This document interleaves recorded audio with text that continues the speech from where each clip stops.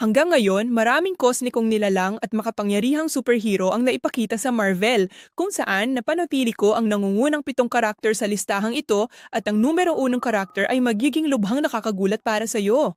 Si Odin ay nasa ika-7 pwesto, bagamat sinabi ni Odin kay Thor na nalampasan na ni Thor si Odin, ang pangunahing version ni Odin ay mas malakas kaysa sa kasalukuyang version ni Thor. Nasa ika-6 na pwesto si Dormammu. Ang Diyos na ito ng madilim na dimensyon ay napakalakas, kaya kung siya ay matauhan, kaya niyang sirain ang buong universo ng Marvel. Nasa ika-5 pwesto si Thanos kasama ang Infinity Gauntlet.